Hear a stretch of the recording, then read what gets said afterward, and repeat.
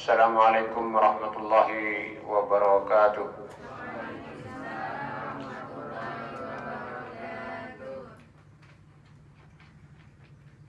Hamdan syukran lillah, salatan wa salaman ala rasulillah.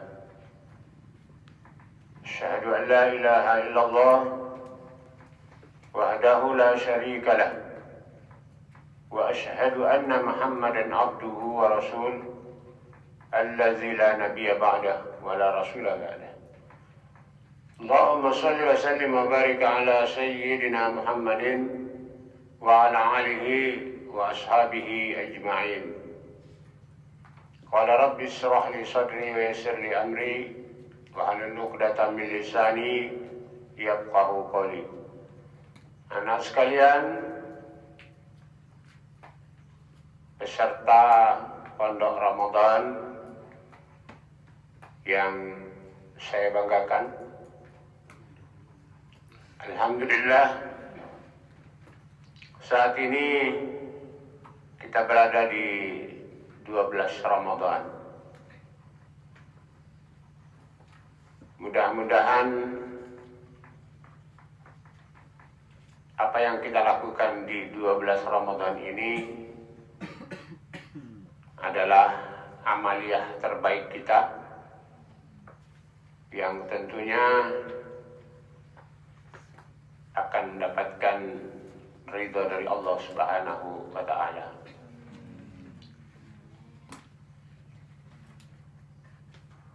Insyaallah besok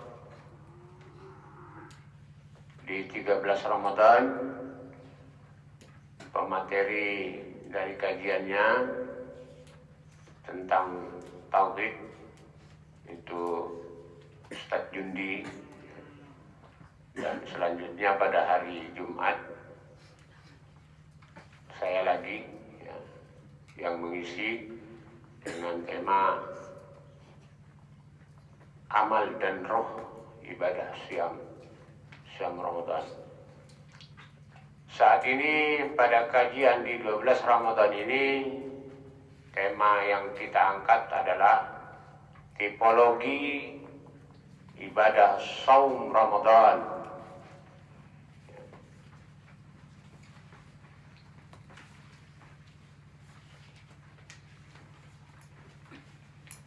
Tipologi itu dalam definisi yang sederhana adalah pengelompokan. Pengelompokan atau pembagian kelas ya, dari kaum muslimin dan muslimah yang melaksanakan siam Ramadan. Sebelum kita masuk terlebih dahulu pada materi kajian kita dengan tema tipologi ibadah saum Ramadan, terlebih dahulu kita harus tahu apa makna daripada puasa itu sendiri. Sebab jangan-jangan sampai saat ini kita hanya tahu puasa itu ya tidak makan, tidak minum. Ai kok tak puasa itu? Puasa kok mau ulang puasa. Ini tak puasa. Nah, makanya sebelum kita masuk ke dalam kajian kita lebih dalam, kita harus tahu terlebih dahulu puasa. Apa itu puasa? Puasa itu berasal dari kata siam. Puasa itu berasal dari kata siam.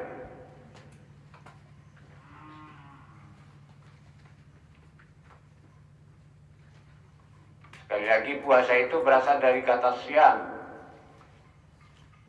Bentuk masdar daripada kata sama, yasumu.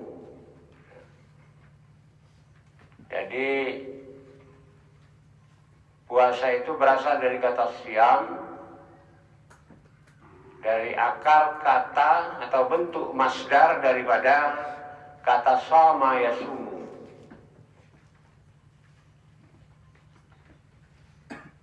Dalam bahasa Arab itu artinya amsaka.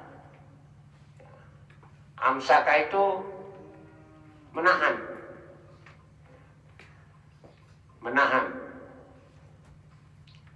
Jadi kata puasa itu dari akar kata siam.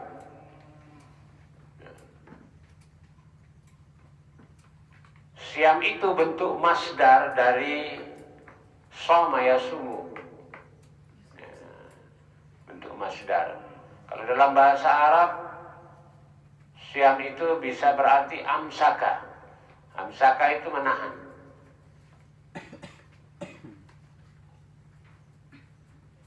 Menahan. Jadi kata puasa atau siam itu berarti menahan diri untuk tidak makan, tidak minum, dan berhubungan suami istri di siang hari. Itu puasa atau siam. Jadi biar kita tahu apa perbedaan antara siam dengan saum. Sebelum kita masuk ke materi kita terlalu dalam, terlalu jauh, maka kita harus tahu dulu definisi daripada puasa, pengertian puasa, pengertian siam. Ya, agar kita bisa membedakan.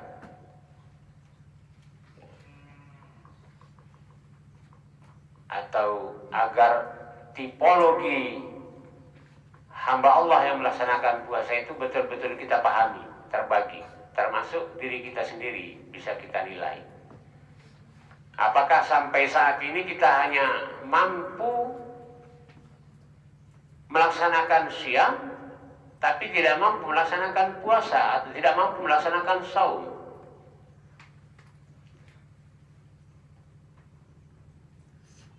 Jadi siam itu sekali lagi menahan untuk tidak makan, tidak minum, dan berhubungan suami istri di siang hari atau jima. Anak sekalian yang dimuliakan Allah Subhanahu wa taala, berbeda dengan saum. Kalau pengertian siam itu tadi tidak makan, menahan diri tidak makan, tidak minum, dan jima, maka pengertian saum itu jauh lebih luas daripada siam. Jauh lebih luas daripada siam. Kenapa? Karena saum itu di samping menahan diri tidak makan, tidak minum, dan jima, ya, tidak berhubungan suami istri, lebih jauh pengertian saum itu mampu pula menahan pandangannya, mengendalikan pandangannya, menahan pendengarannya, mengendalikan mulutnya. Semua dijaga, ditahan untuk tidak melakukan hal-hal yang dilarang oleh Allah Subhanahu wa taala. Itu saum. Jadi nanti kita bisa membedakan sampai saat ini kita hanya mampu melaksanakan siam atau sudah mampu melaksanakan saum.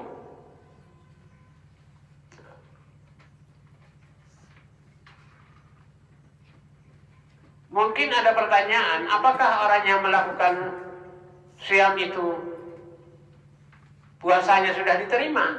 Tetap diterima.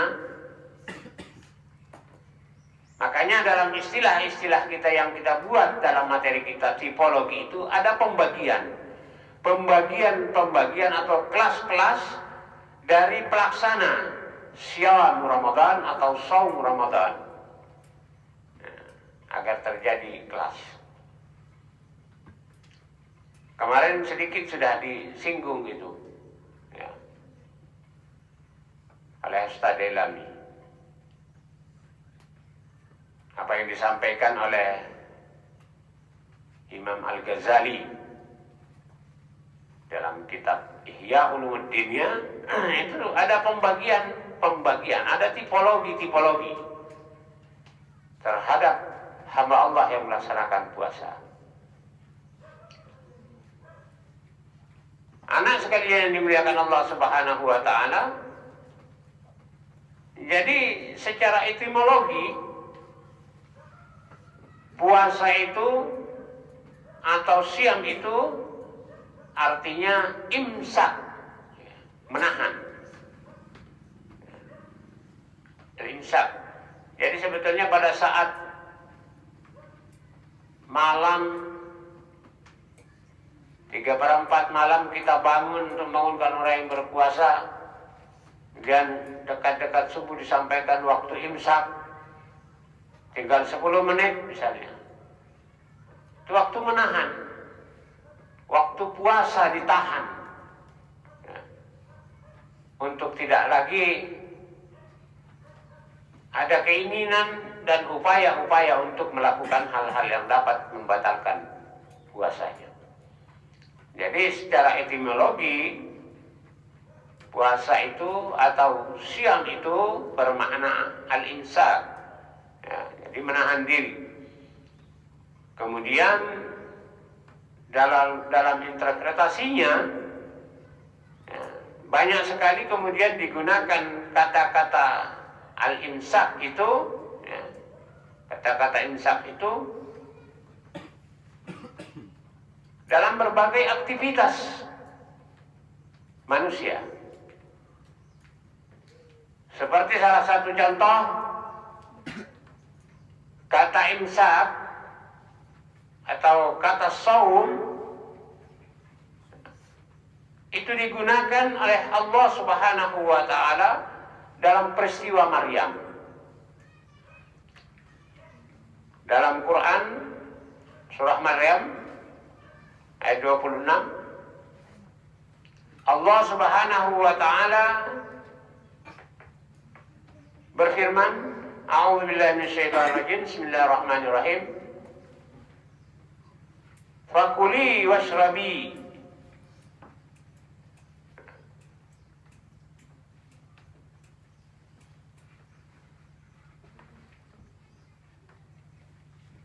wa qurri aynan fa imma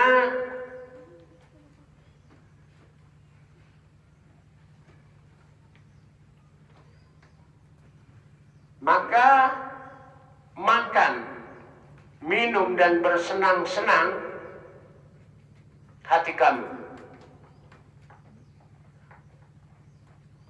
Jika kamu melihat seseorang manusia, maka katakanlah, sesungguhnya aku telah bernazar, berpuasa. Di dalam ayat ini Allah mempergunakan kata-kata sauman, ya. Kata-kata sauman, bernazar, berpuasa untuk Tuhan yang Maha Pemurah, maka aku tidak akan berbicara dengan seorang manusia pun pada hari ini. Ya. Lirrahmani sauman falan ukallima al-yawma insiya. Kata-kata sauman ini dipergunakan oleh Allah Subhanahu wa Ta'ala dalam peristiwa Maryam yang bernazar tidak akan berbicara pada hari itu dengan siapapun manusia. Jadi kata-kata sauman di dalam ayat ini Allah juga mempergunakannya. Padahal sauman itu, ya, menahan artinya. Saum, siam, ya, itu artinya menahan. Tapi dipergunakan oleh Allah Subhanahu wa Ta'ala dalam peristiwa Maryam ini, bahwa Maryam itu menahan dirinya untuk tidak berbicara. Ya. pada saat itu dengan manusia. Jadi anak-anak sekalian, seperti yang kita sampaikan tadi, bahwa ternyata kata Syam itu sudah banyak pula dipergunakan, atau kata saum itu sudah banyak dipergunakan dalam berbagai aktivitas lain, bukan hanya berkaitan dengan persoalan puasa pada bulan Ramadan seperti ini. Jadi itu yang perlu kita sampaikan terlebih dahulu, pengertian daripada puasa, agar kita kemudian bisa membedakan antara puasa kita dengan puasa yang lainnya, saudara-saudara yang lainnya. Apakah sudah berbeda, apakah masih sama ya, kelas kita? Sebab memang dalam beberapa keterangan dijelaskan bahwa untuk puasa seperti yang disampaikan oleh Ustaz Delami kemarin, puasa khusus bil khusus ya, itu hanya bisa dilakukan oleh para nabi ya. Tapi paling tidak kita bisa melaksanakan puasa itu pada bagian level kedua ya, nanti, agar tidak stagnan, tetap dalam level pertama, puasa awam itu yang disebutkan oleh Imam Ghazali. Anak sekalian, jadi Abu Ubaidah mengatakan terkait persoalan ini, bahwa orang yang berhenti dari segala aktivitas yang dilakukannya, kata Abu Ubaidah, jadi orang yang berhenti dari segala aktivitasnya, aktivitas makannya, aktivitas bicaranya, aktivitas berjalannya, itu disebut saum.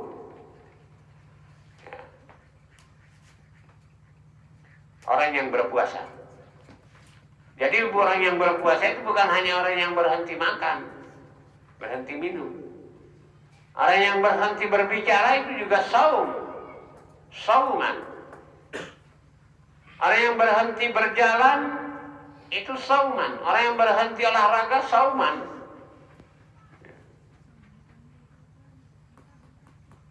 Orang yang berhenti membicarakan orang lain sauman.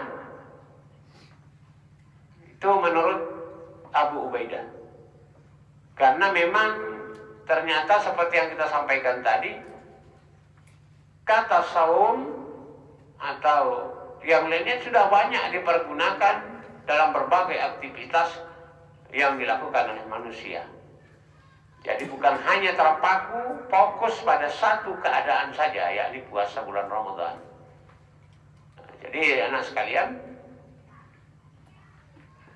karena itu perlu kita ketahui sekali lagi bahwa tingkatan puasa, tipologi puasa yang dilakukan oleh manusia itu dapat kita bedakan dan dapat kita nilai diri kita sendiri dengan orang lain. Setelah kemudian kita tahu bahwa antara Syam itu ternyata berbeda pengertiannya dengan saum. Sekali lagi, kalau Syam itu hanya terfokus pada pengertian menahan tidak makan, tidak minum, dan jima, tetapi berbeda dengan Syam, berbeda dengan saum. Kalau saum itu pengertiannya lebih luas lagi daripada Syam, karena di samping menahan makan, minum, jima, hal-hal lain juga ditahan, tidak berbicara dengan pembicaraan yang tidak dikehendaki oleh Allah Subhanahu wa Ta'ala. Telinga yang dimiliki tidak dipergunakan, ditahan untuk tidak mendengarkan hal-hal yang dimurkai oleh Allah. Lisannya juga dijaga, matanya juga dijaga, bahkan hatinya dijaga. Ditahan untuk kemudian punya i'tikad-i'tikad, keinginan-keinginan yang dapat mendatangkan murka Allah Subhanahu wa taala. Jadi anak sekalian yang dimuliakan Allah Subhanahu wa taala,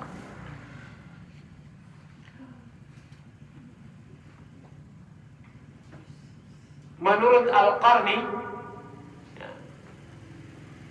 Al-Qarni, tipologi saum yang dilakukan oleh seorang hamba itu menurut Al-Qarni ada dua bagian, ada dua tipe manusia yang melaksanakan Syam Ramadan atau saum Ramadan ini.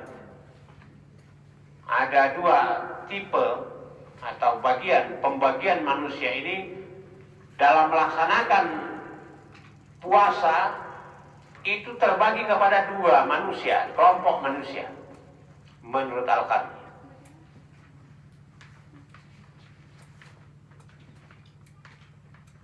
Kelompok yang pertama adalah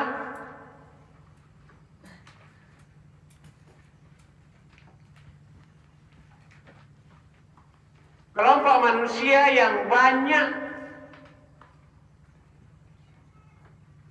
dan hanya mengenal Allah Subhanahu wa taala pada bulan Ramadan saja. Ini kelompok manusia pertama menurut Al-Qarni. Jadi ada manusia pada bulan puasa itu ia ingat akan Allah Subhanahu wa taala hanya pada bulan puasa saja. Pada bulan Ramadan saja ia ingat kepada Allah. Kemudian selebihnya setelah keluar di bulan suci Ramadan, ia sudah lupa lagi kepada Allah Subhanahu wa taala. Itu manusia, kelompok manusia yang pertama, tipologi manusia melaksanakan puasa menurut Al-Qarni. Yang pertama, kelompok yang pertama adalah manusia yang hanya mengingat Allah Subhanahu wa taala pada bulan Ramadan saja.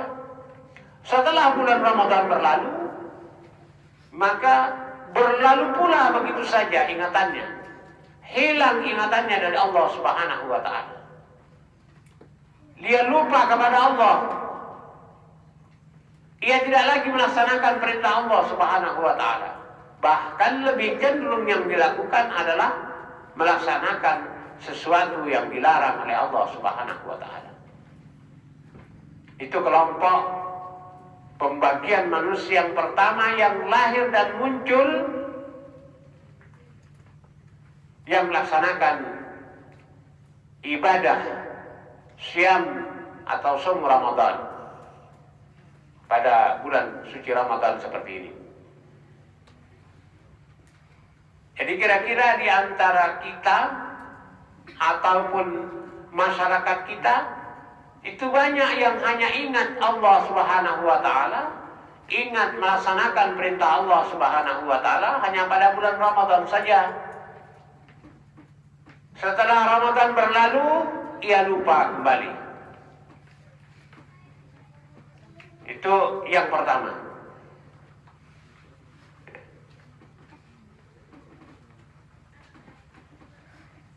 Kira-kira kita yang hadir pada kesempatan ini masuk dalam kelompok ini atau justru sebaliknya kita sudah menjadi orang-orang yang betul-betul ingat kepada Allah Subhanahu wa taala selama-lamanya.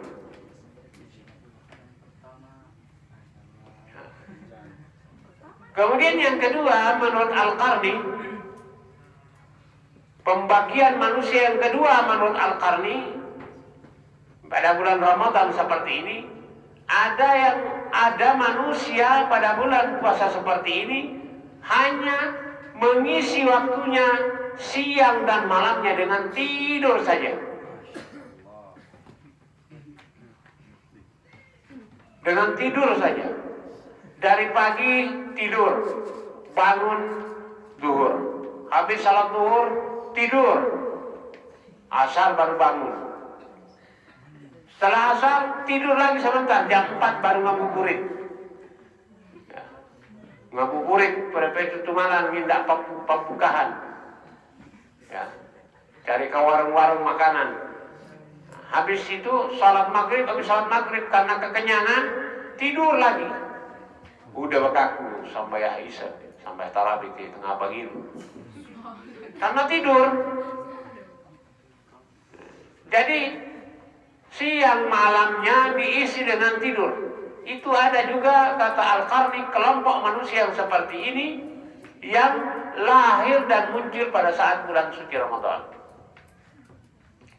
Jadi ini yang kita maksud dalam kajian kita, tipologi ibadah siam Ramadan, ya, pembagian kelas manusia pada bulan suci Ramadan. Itu menurut Al-Qarni. Karena itu yang terjadi, kalau terjadi seperti hal-hal seperti ini, ya, itu persis seperti apa yang dikatakan, kun rabbaniyun wala takun rabbaniyah. Kun rabbaniyun wala takun rabbaniyah. Jadi banyak sekali manusia-manusia pada bulan Ramadan seperti ini lahir menjadi manusia yang baik hanya pada saat bulan suci Ramadan. Setelah itu ia kemudian meninggalkan Ramadan, maka segala perintah Allah Subhanahu wa taala ia juga sudah tidak kerjakan. Ia jauh dari Allah, hatinya jauh dari Allah Subhanahu wa taala. Jadi wala takun rabbaniyah. Ia tidak pernah lahir menjadi manusia-manusia yang betul-betul mencintai Allah Subhanahu wa taala. Jadi kelahirannya, iman dan takwanya hanya mampu meningkat pada bulan Ramadan saja.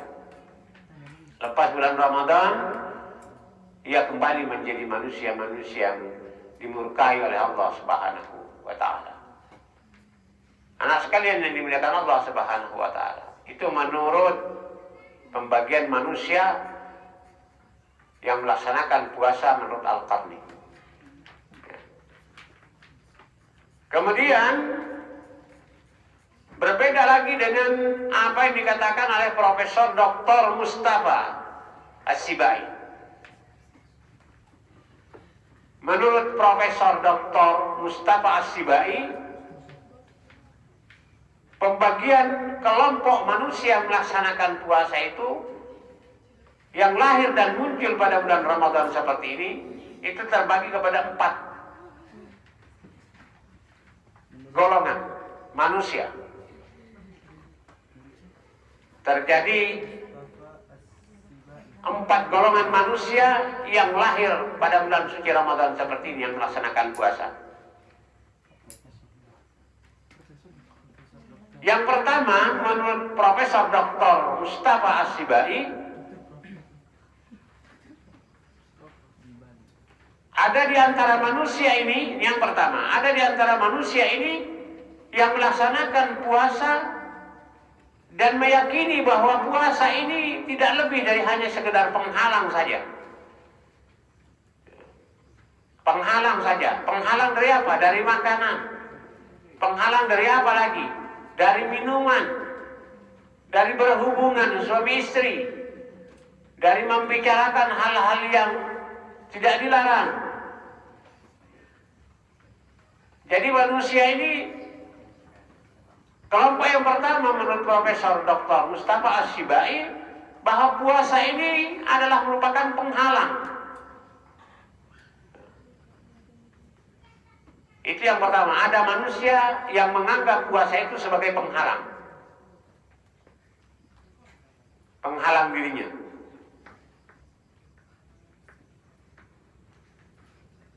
Kemudian, yang kedua kata Pak Mustafa As-Sibai, Ada yang menganggap bahwa bulan Ramadan ini adalah bulan lapar dan dahaga. Karena itu di kalangan kita masyarakat awam ada juga mengatakan tunggu lagi nenek ke bulan cilaka. Ya.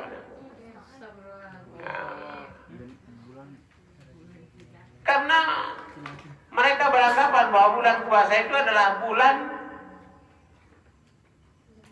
di mana kita dididik untuk menjadi orang yang lapar dan dahaga. Tidak ada nilai-nilai positifnya. Menyilakahan kita, nama menghilantu kita, nama tohukellah ke bulan puasa itu. Nah itu menurut Pak Mustafa Sibai kelompok manusia yang kedua. Yang pertama ada yang kelompok manusia yang pertama tadi adalah bulan Ramadan ini adalah bulan penghalang. Penghalang dari segala sesuatu yang disenangi oleh manusia. Makan, minum, dan lain sebagainya yang kita sebutkan tadi. Yang kedua, bahwa bulan Ramadan ini adalah bulan di mana kita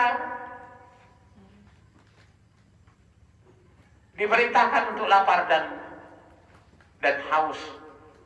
Tidak ada nilai positifnya. Anak nyilakahan kita sanggah nama ngilantu, sanggah nama tuh kelokta. Kira-kira di antara kita ini ada yang beranggapan seperti itu, menjadi manusia yang celaka. Ya.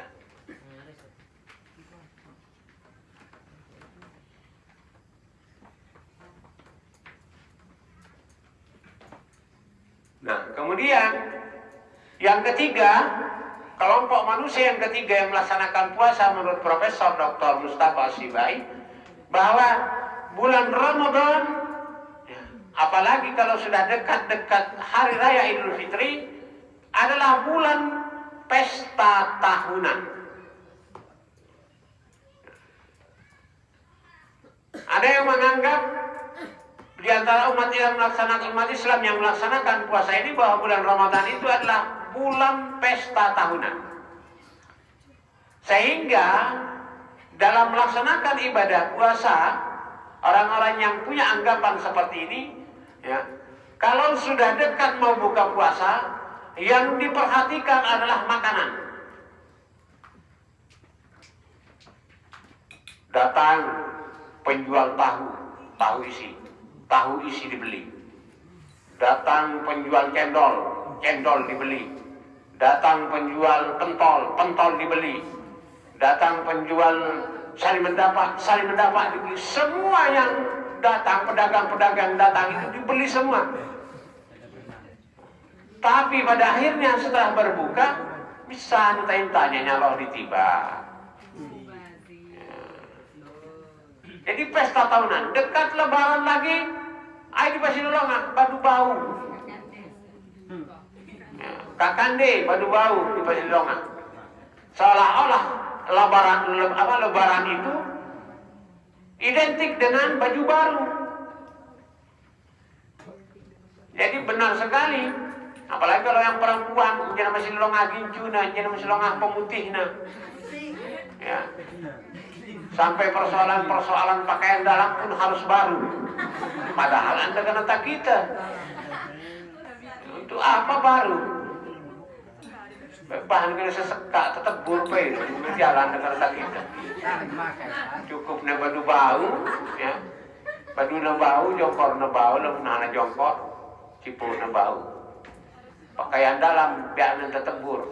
Jadi pakai letalaahan, iya jadi dipakai lagi tidak lepas. Anu madialan je, kata kita.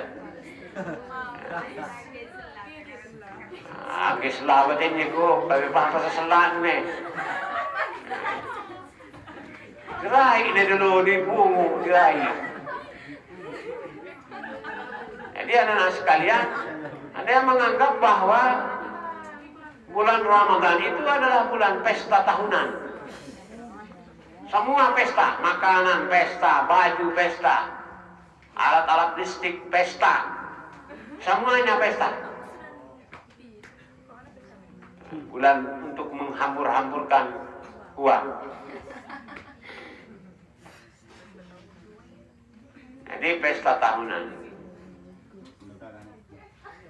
Nah, yang keempat, inilah yang sebetulnya dikehendaki oleh umat Islam. Menurut Profesor Mustafa Sibai, bahwa kelompok manusia yang keempat itu adalah manusia yang paling mengefektifkan dan melatih jiwanya untuk memperbaiki sosial dirinya, akhlak karimahnya, rela berkorbannya,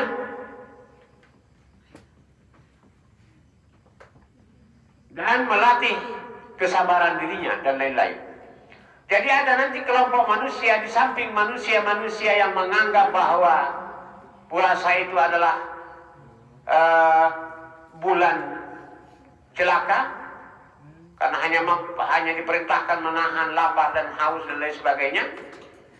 Kemudian di samping itu juga ada yang manusia yang menganggap bahwa puasa ini adalah bulan penghalang berdirinya untuk melakukan hal-hal yang dia senangi.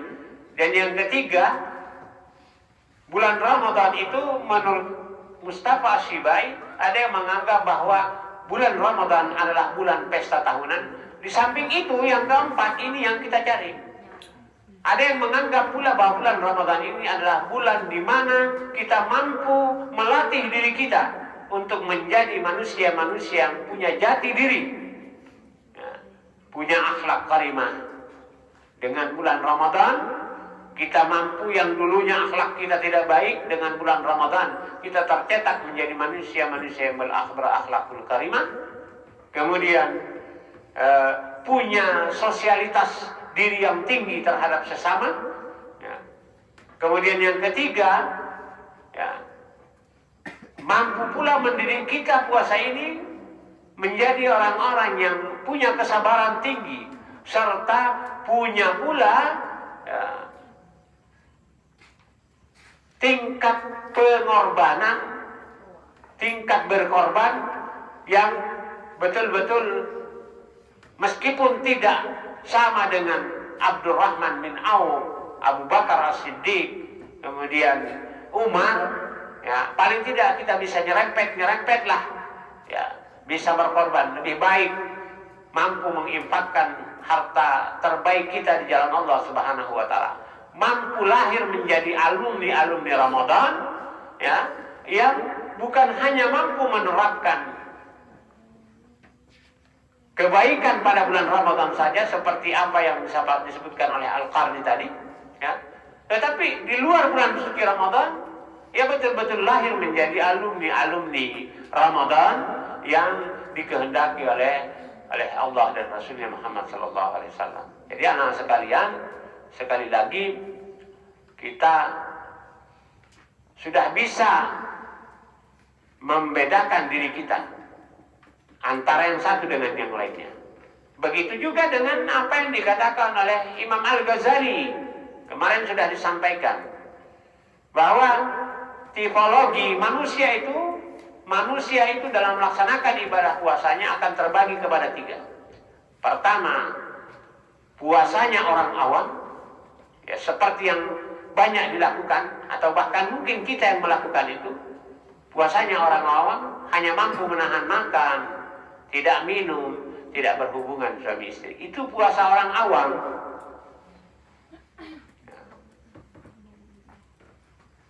Puasa yang kedua,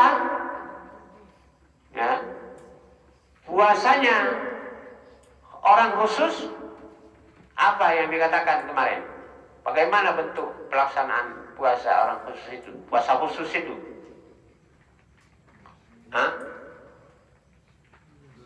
Mampu menahan makan, minum, dan tidak berhubungan suami istri, serta mampu menahan pandangannya, pendengarannya, penciumannya, semua mampu ditahan. Berbeda dengan tingkat puasa khusus bil khusus, puasa khusus tapi lebih khusus lagi dari orang kedua ini. Karena di samping itu tadi dia mampu ditahan, ia juga mampu menahan hatinya. Tidak pernah terbetik dalam hatinya untuk mendurhakai Allah Subhanahu wa taala, melakukan hal-hal yang dilarang oleh Allah Subhanahu wa taala. Jadi paling tidak kata Ustaz Delan kemarin, mampulah kita pada level pelaksanaan siang puasa khusus yang dilakukan oleh umat Islam, ya bukan puasanya orang awam. Nah, kalau puasanya orang awam itu kalau mau dikasih skorsing, kalau kita mau kasih skor, bukan skorsingnya, kita kasih skor. Ya. Kalau puasa awam itu paling skornya good. Good apa god? Good. Baik. Ya. Kalau mau dikasih nilai puasa orang awam itu ya nilainya good. Kalau puasa khusus nilainya apa? Kira-kira? Very good. Hah? Very good. Apa nilainya kira-kira? Very good. Kalau puasa khusus, bil khusus, kira-kira kalau mau diberi skor apa? Senjata very good. Apa? Very good. Very good. Ya mungkin kalau dalam bahasa Inggris mungkin excellent ya. Nah, jadi kalau mau dikasih skor seperti itu skornya. Jadi nilai puasa kita kalau hanya puasanya orang awam ya good. Kalau puasa khusus very good. Kalau puasanya khusus lebih khusus lagi excellent. Nah itu kata Pak Hamdi.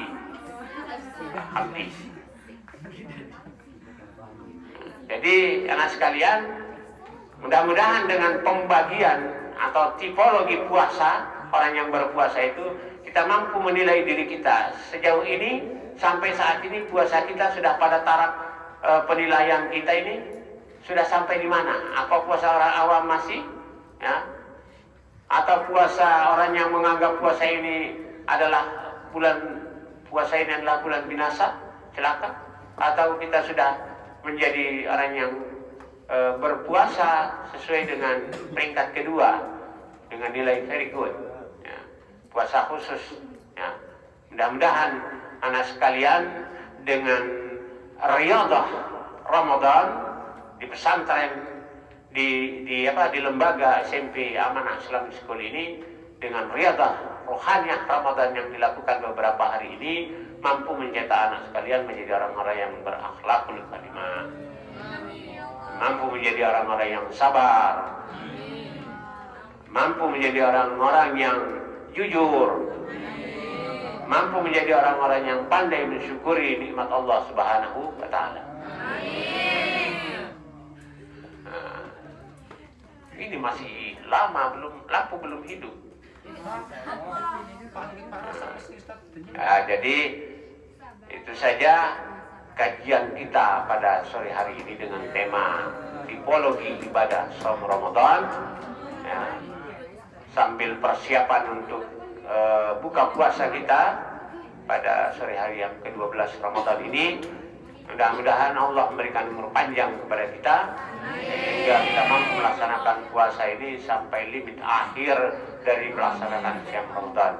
Kita tutup pertemuan kita pada kesempatan kajian ini dengan bersama-sama mengucapkan hamdalah. Assalamualaikum warahmatullahi wabarakatuh.